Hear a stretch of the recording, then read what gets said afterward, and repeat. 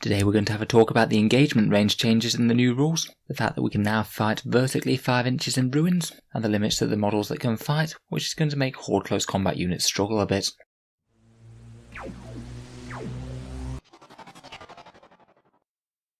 Hello and welcome back to Auspex Tactics, the strategy focused 40k channel, where we've been focusing on the new 9th edition rule changes. Now Games Workshop has released the 9th edition rulebook for us to have a general look at.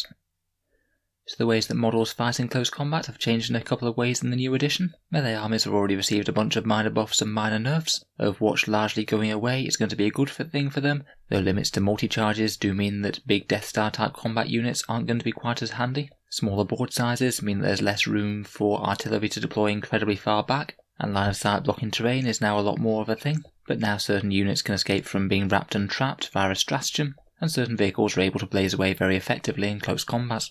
Going with that theme, we're going to be talking about another major buff and major nerf to close combat in the changes to engagement range and who can fight. So the changes are these. Engagement range is now the new term for being within 1 inches of the enemy horizontally, but it now also applies to 5 inches vertically as well, in all cases. They do both work together, so if an enemy unit is just under 1 inches away horizontally and say 4 inches above the unit, then you would still technically be in close combat. This is going to make engaging and fighting models in ruins a lot easier, and I believe they've chosen the 5-inch engagement range as that tends to comfortably encapsulate the first floor of a ruin, but will typically be out of reach of the second floor of the ruin. These distances are measured base to base in normal circumstances, just like everything else in 40k, although vehicles will be a little bit more complicated and measure this from the hull. The second change applies to multi-model units in close combat. Basically now people can fight either within engagement range, so within 1 inches, or any models that are within half an inch of a model within half an inch of the enemy. So you can't just be standing 1 inch away from the enemy anymore. If you want people in the second rank to fight, you have to be within half an inch, so it does pretty much incentivize you to get up close and maybe even in base contact. We'll talk about both of these changes separately. So the new vertical engagement range is really quite a helpful buff to melee. Basically, melee in 8th edition sort of interacted very weirdly with ruins. You could only actually ever be in close combat if you're within 1 inch of the enemy, and you could have some very strange situations, such as not being able to charge a unit on an upper floor of a ruin, just because the models in that ruin had patched that floor entirely full, so there's no room to set up one of your models within 1 inches. I've seen that tactic used before with Eldar Dark Reapers and other various ranged things that really don't want to be charged. It was a bit of a strange and gamey situation, to be honest. The difference between one model being alive or dead could mean whether or not a lot of units could get to attack, and it also seemed very unlikely that certain units would be able to hold off an assault from the floor below. Say if you had 10 Gretchen packing out the upper floor of a ruin, and then a whole load of Death Company assault marines in the floor below. Very frustrated because they couldn't charge them due to reasons. You also had the very daft scenario of I'm standing on a box, where say you had a character that you didn't want charged. If you happened to have a barrel or a box or something that was slightly more than 1 inches from ground level, then it meant that you wouldn't ever be able to charge that character, as you wouldn't be able to put any models within 1 inches of them. All very silly indeed. I really quite like this vertical charge range because it prevents both of those scenarios. Even if you have a Gretchen or Dark Reaper squad entirely packing out their level of the ruins, you'll still be in engagement range of them if you're on the floor below, so Death Company and Orcs could carve through them happily. It also means that silly standing on the box defense can't work either, because you can be easily within 5 inches vertically as well, so that's not going to save that character from getting cut down. And also, as they teased when they announced 9th edition, this is going to allow things like dreadnoughts, knights and monsters to fight units in upper floor ruins so much easier. As you can see in this example on the right, if your knight can get within 1 inches horizontally of a Dark Reaper or another infantry unit that wants to be hiding away from him, who's sitting in a middle floor ruin, then he could potentially be in combat with them even if he's outside of the ruin and they're inside it. It doesn't necessarily have to be a knight or anything, it would work exactly the same if you had say an orc boy or something. Technically they would be in engagement range now. To my mind, it just represent them storming the upper floor of the ruin. One weird interaction with this is that it's going to be even easier for tanks and vehicles to achieve this, as you typically measure to the closest point on the hull. This means that things like say Space Marine Predator tanks or Rhinos might weirdly be able to engage things even higher than Imperial Knights or Carnifexes, for example, because you're going to be measuring from them not starting at the base of their model, but somewhere slightly higher up because it's the nearest point of the hull. Potentially you might be able to have things like Space Marine Rhinos technically being able to charge things on second floor ruins, just because of the extra distance that they can gain from having that large hull. So not exactly the perfect system, but in general it is a big reward to close combat. In terms of movement and combat in ruins, it now does mean that you won't be able to move a unit below another unit without charging them, presuming that other unit is just 1 floor up. Technically that knight is in engagement range at the moment. He wouldn't have been able to move any closer whatsoever in his normal movement phase. He would have had to declare a charge, which could be important.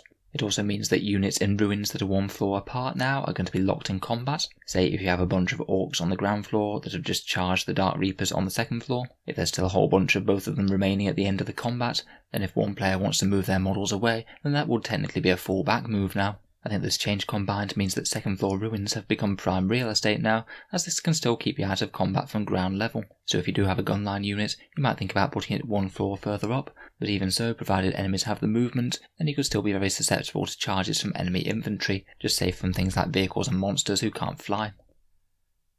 So moving on to select which models can fight in close combat then. In 8th edition, the current rule for this was that any model that was in 1 inch of one of your own models that was in 1 inch of the enemy would be able to attack. Because 1 inch is actually very slightly bigger than the common base size of 25mm, it meant that these things could technically stack up in 4 ranks, and provided you did have units on this smaller base size, it meant that you could get an awful lot of attacks with them. In my example on the right, we're assuming that all of the orc boys are base to base with all of the ones in the next rank up. I know it doesn't technically look like that from the way that I've illustrated it, slight graphics failure on my part, but it's what I'm trying to imply. If these orcs were on 25mm bases, which they used to be able to be fielded as, then literally every single one of these ranks all the way down 1 to 4 would have been able to hit the scouts provided they were in base contact with them. Because of the generous 1 inch radius, it also meant that you could fight in 3 ranks with anything on 32mm bases, as orcs are now supposed to be as sold from Games Workshop. It's because the ones in the 3rd rank could just be within 1 inches of the ones within the 1st rank when they're stacked up in this sort of hexagonal sort of pattern.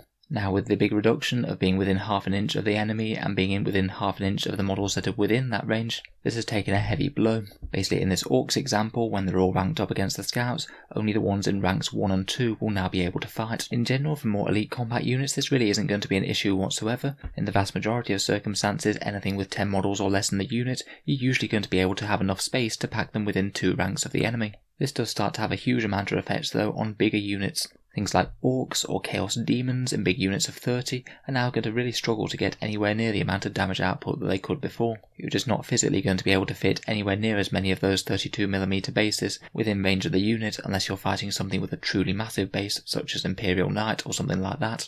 The overall upshot is that melee hordes are not going to be anywhere near as usable just because you're never going to get that theoretical damage maximum that they could have before. In theory, orc chopper boys will be typically swimming with 120 or more attacks on the charge, but they're not going to be able to get that if a lot of them can't get within this new restrictive engagement range, so this is going to be a hefty nerf for them. In all honesty, as the change to the rule itself goes, I'm not actually against it from a thematic point of view. It does make sense that you're more likely to be able to fight in close combat if you're in the first couple of ranks of the unit rather than 3 ranks at the back. However, I hope Games Workshop realises just how much of a nerf this is to these big units, and doesn't raise the points on them too much as a result. I'm honestly not sure if they've quite understood the stacking effects of this, plus the blast special rule, plus those new restrictive unit coherency rules on big 30-man units. Between the 3 of them, it's just so heavily incentivised to run smaller, eliter units in the new 40k than it was in the past. We will have to wait till the new rules come out, but I'm not overly hopeful for Hordes being good at the start of 9th.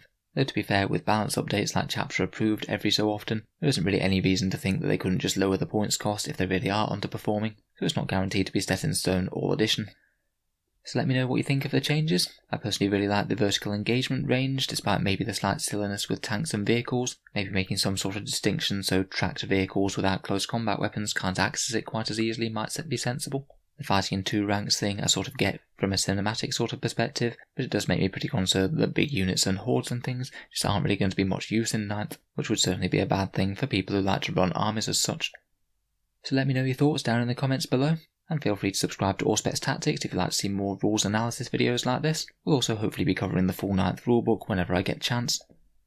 If you've been enjoying the videos and you'd like to help support the channel, I'd just like to mention that I do have an Element Games affiliate link which is down in the video description below. If you live in the UK or Europe and you were thinking about buying in some model soldiers at some point, Element Games is a discount retailer with 10 to 20% off models, and if you click the link in the video description, then a small amount of the money goes to help support Auspex Tactics without costing you any more whatsoever. They've always been good for me, so I've got no hesitation in recommending them. It can just be a way to help support the channel on purchases that you were thinking about making already.